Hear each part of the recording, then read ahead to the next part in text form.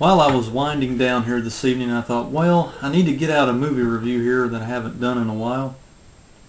I watched this pic that I pulled off the old shelf today. I watched this little picture the other night. I gotta say, guys, it was like revisiting my childhood, but at the same time being scared all over again.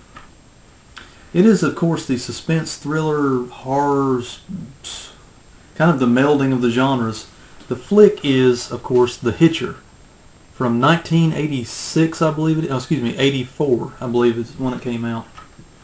Released by HBO Pictures and Silver Screen Partners. This film, of course, has been remade by a really bad remake. I've got to say that first, guys. This one, to me, is a little piece of history that just works. It still works today. I mean, the cars are a bit dated in the movie, the styles of clothing, that type of thing.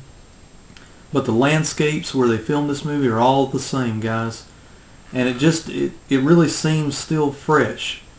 The movie stars Rutger Hauer in one of his most chilling roles, okay? This guy can play, I mean, back in the day, Rutger Hauer was the man in the 80s. He's kind of like the John Saxon of the 80s. You put him in just about any movie during that time, and he played a really decent role. Now, he kind of slumped on into the 90s and made some real stinkers, but back in the 80s, he was a top draw for top baddie kind of roles or just chilling roles altogether. It also starred a couple of young favorites from the day, C. Thomas Howell and Jennifer Jason Leigh.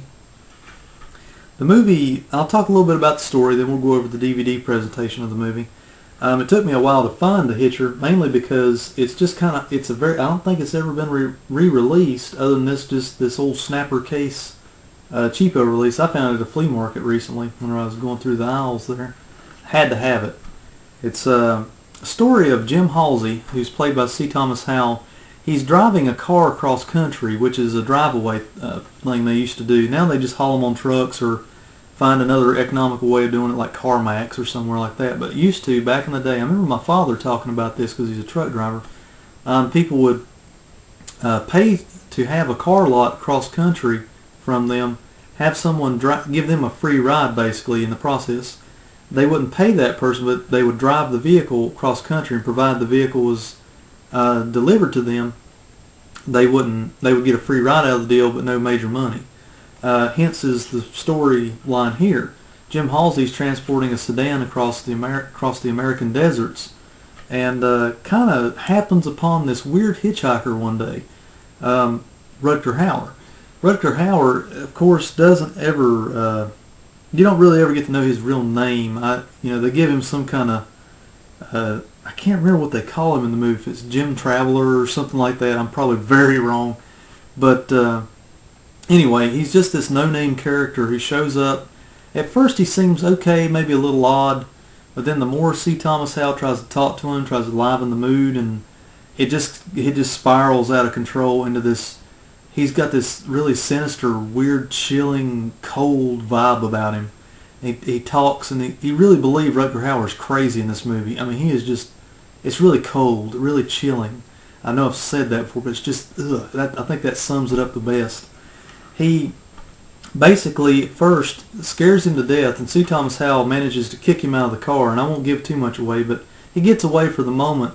Then he finds himself stalked across the American desert at different truck stops and things along the way by this Rutger Hauer killer, this psychopath basically, who's like going from car to car as a hitchhiker and killing people along the way, eventually framing Jim Halsey for these murders. He gets in trouble with the law, and it's the whole, you start rooting for him because you're kind of like, no, it's not him, it's Rutger Hauer, it's the other guy.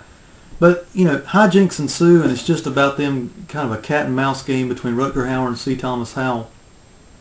And I don't want to give away the ending, and Jennifer Jason Leigh turns up in a supporting role. Just everybody's in their element in this movie. Everybody plays a good part. It's one of those little movies from the mid-'80s that just kind of flew under the radar. It's kind of like an action-y suspense movie with some horror movie qualities thrown in there. Some kill scenes, things of that nature. But most of the things don't happen on camera, so it leaves a lot to your imagination. That's what I like about it, and that's what adds to it. Guys, I'll go through the DVD presentation of The Hitcher. I'm glad that they did one thing. They did leave some of the original artwork on the DVD here.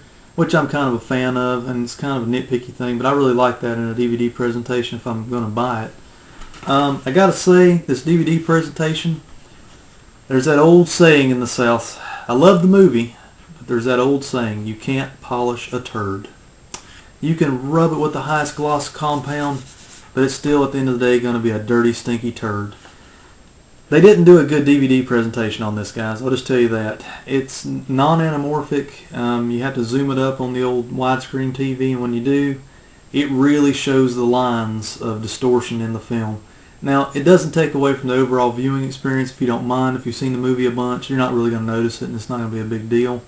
But I've watched it so much, and I'm getting into so much HD stuff now, that HBO Pictures or whoever holds the rights to this thing really needs to release this thing on Blu-ray. It would look awesome. All those landscapes out in the desert and all the car chase scenes, things like that.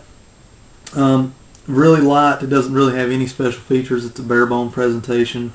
It's got cast and crew bios, multiple language tracks, subtitle tracks.